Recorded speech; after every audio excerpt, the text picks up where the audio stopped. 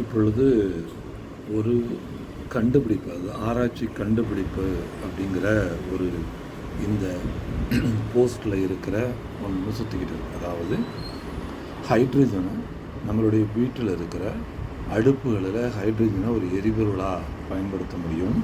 அதை ஒரு விஞ்ஞானி, சேலத்தை சேர்ந்த ஒரு விஞ்ஞானி ஹைட்ரஜனை எரிபொருளாக பயன்படுத்தக்கூடிய ஒரு அடுப்பை கண்டுபிடித்திருப்பதாக மத்திய அரசு சார்ந்த நிறுவனங்கள் அதை பார்த்திருக்கின்றன என்கிற அடிப்படையில் ஒரு செய்தி உலாவி கொண்டிருக்கிறது.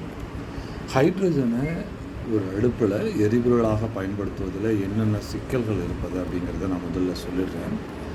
ஹைட்ரஜன் அப்படிங்கிற அந்த வாயு பயன்படுத்துவதற்கு மிக தனிமைப்படுத்தப்பட்ட, அதாவது பிரத்யேகமான வழியில் உருவாக்கப்பட்ட இடத்துல மட்டும்தான் அதை பயன்படுத்த முடியும். அதில் இன்ஜினியரிங் சேலஞ்சஸ்ன்னு சொல்லப்படக்கூடிய பல சிக்கல்கள் இருப்பதாக அறியப்படுது. ஹைட்ரஜனுக்கு எந்த விதமான வாசனையும் கிடையாது. அதே சமயத்தில் இது மிகவும் அதிக அளவு எரிப்புத்தன்மை கொண்டது, அதாவது ஃப்ளேமபிள் நேச்சர், எரியும் தன்மை கொண்டது.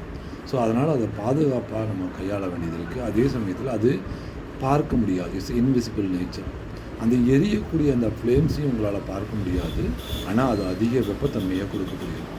இது இப்போ இருக்கிற கன்வென்ஷனல் பைப்ஸ் இருக்குல்ல, கன்வென்ஷனல் குழாய்களை இதை சீல்ஸை வச்சு அதை பயன்படுத்த முடியாது. இது கிரியா ஊக்கி முறைகளில் இதை கம்பல்சரி மெத்தட்ஸில் நம்ம இதை யூஸ் பண்ணோம்னாக்க இது தேவையில்லாத நைட்ரஸ் ஆக்சைடு, அதாவது NOx அப்படிங்கிற அந்த வாயுவை உமிழக்கூடிய தன்மை கொண்டது. இது அதிகமான வெப்பத்தையும் உமிழக்கூடியது. இதை மேனேஜ் பண்ணுறதுல, அதாவது இதை நம்ம பாதுகாப்பு முறைகளில் இதை நம்ம கையாளுறதுல நிறைய சிக்கல்கள் இருக்குது. ஆனால் இதை குறித்தின ஆராய்ச்சிகளும் செய்முறைகளும் போய்கிட்டு இருக்குது. ஆனால் இன்றைக்கி வரைக்கும் ஹைட்ரஜன் பரிச்சார்த்த முறையில் தான் இருக்கே ஒழிய அது காஸ்ட் எஃபெக்டிவோ அல்லது பரவலான முறையிலையோ ஹைட்ரஜன் இன்னும் பயன்பாட்டில் வரலை. அதாவது குக்கிங் ஃபியூலாக வீட்டில் இருக்கிற சமைக்கிறதுக்கு பயன்படக்கூடிய எரிபொருளாக அது இன்னும் வரலை. ஏற்கனவே இருக்கிற கன்வென்ஷனல் மெத்தட், அதாவதுனா இப்போ பயன்பாட்டில் இருக்கிற முறைகளுக்கு மாற்றாக இது வரலை. அதில் இன்னும்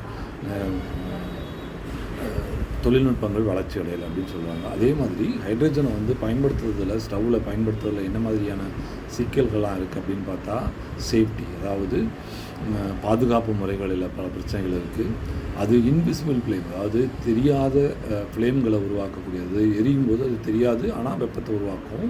அப்புறமா கம்பல்சன் டெம்பரேச்சர்ஸ் மாற்றி அமைக்கக்கூடியது. அப்புறம் NOx, அதாவது நைட்ரஸ் ஆக்சைடை உமிழக்கூடிய தன்மை கொண்டது. கேட்டலிக் கம்போசிஷனை வேறு ஏதேனும் ஒரு பொருளுடைய துணையோடு இது வேறு முறையை மாறக்கூடிய தன்மை கொண்டது. டிடக்ஷன் அப்ளையன்சஸ் தனிப்பட்ட முறையிலான ஒரு கண்டுபிடிக்கக்கூடிய உபகரணங்களை வச்சு தான் இந்த வாயுவை நம்மளால் கண்டுபிடிக்க முடியும். ஹைப்ரிட் சிஸ்டம்ஸ், அதாவது வேறு வகையான மேம்பட்ட இணைப்புகளை கொண்ட முறைகளால் தான் இதை நம்ம எக்ஸ்ப்ளோர் பண்ண முடியும். இது ரிசர்ச்சும் டெவலப்மெண்ட்டும் போயிட்டு தான் இருக்குது. இன்னும் ப்ராக்டிக்கலாக, அதாவது பரிச்சார்த்த முறையில் இன்னும் இது வரலை. அதாவது இருக்கிற முறைகளை விட இது கூடுதல் சிறப்பு கொண்டதாக இல்லை. இப்போ இருக்கிற கன்வென்ஷனல் மெத்தட்ஸ், இப்போ பயன்பாட்டில் இருக்கிற வீட்டில் பயன்படுத்தக்கூடிய பொருட்களை விட இது கூடுதல் சிறப்பு கொண்டதாக இல்லை அப்படிங்கிறது தான் இதனுடைய முழுமையான ஒரு பாயிண்ட்டு.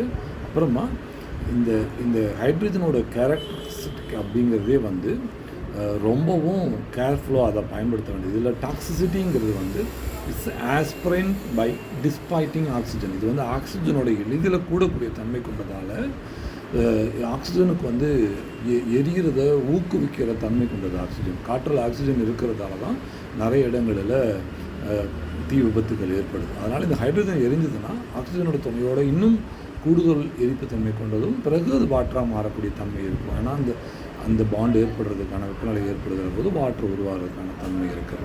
இன்றைக்கி இருக்கிற நிலையில் ஆராய்ச்சி முறிவுகள் அடிப்படையில் ஹைட்ரஜன் சேஃப்டி, அதாவது பாதுகாப்பான ஒரு எரிபொருளாக ஒரு சமையலறையில் இல்லை. அதை குறித்து வெளியாகிற ஆராய்ச்சி, ஒரு அடுப்பு உருவாகி இருக்கிறது என்கிற கூற்றுகள் முற்றிலும் உண்மையல்ல.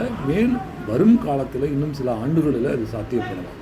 அதை மட்டும்தான் நம்மளால் சொல்ல முடியும். இன்றைய நிலையில் ஹைட்ரஜன் ஒரு சமையல் அறையில் ஒரு எரிபொருளாக பயன்படுத்தக்கூடிய நிலையில் இல்லை.